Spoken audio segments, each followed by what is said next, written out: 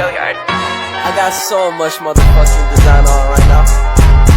Break it down, bring it back, make it clap. I got 3 old thoughts, new block, where that day. Bitches on my line, and you know they come straight. Hold up, what it not, 45, scope it down, like whoa. How you fucking with these hoes up?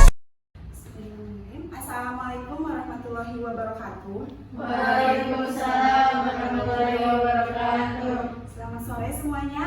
Sore. Kenalkan, saya Putri dari Prodi S1 Keperawatan tingkat 1B. Di sini saya akan menjelaskan tentang bahayanya aborsi pada remaja atau wanita. Sebelumnya ada yang udah tahu apa itu aborsi?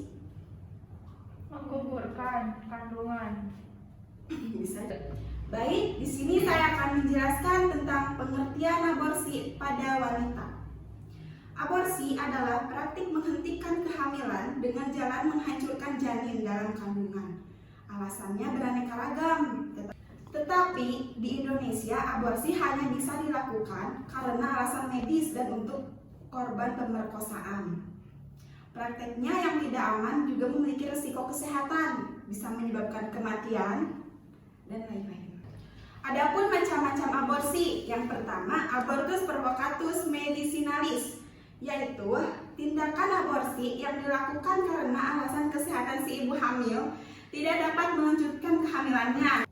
Misalnya si ibu menderita penyakit jantung.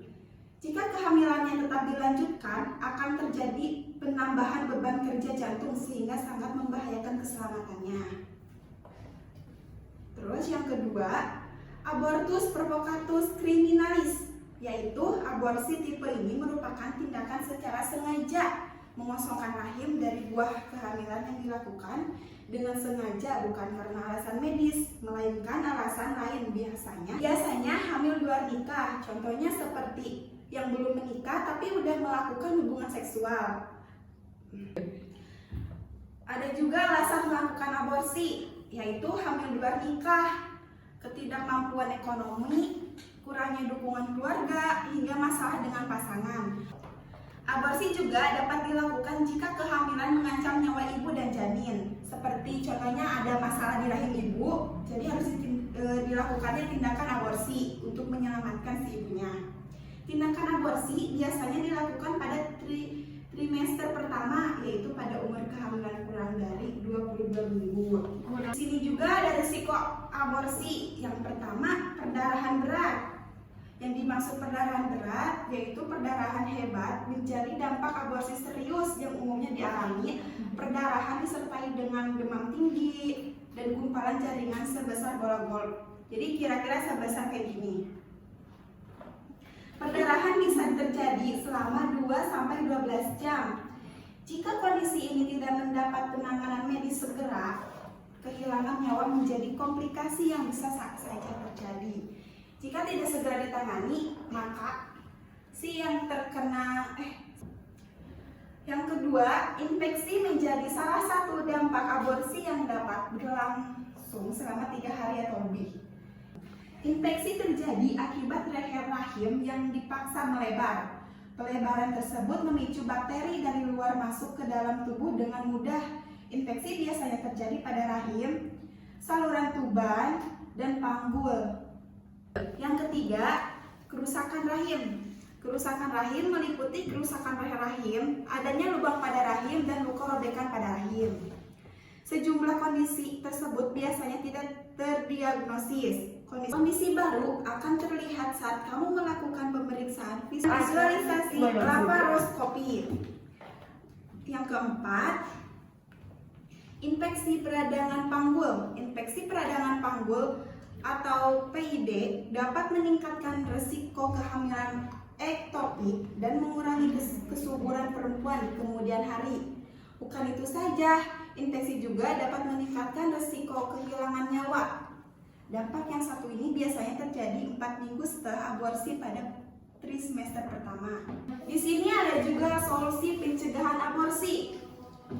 Yang pertama, segeralah mencari bantuan. Yang dimaksud segera mencari bantuan itu, mungkin yang paling penting yang dapat Anda lakukan atau kalian lakukan ketika menghadapi kehamilan yang tidak direncanakan adalah untuk berkomunikasi dengan profesional profesional yang terlatih dan dapat menjawab pertanyaan Anda dan mendiskusikan keadaan Anda.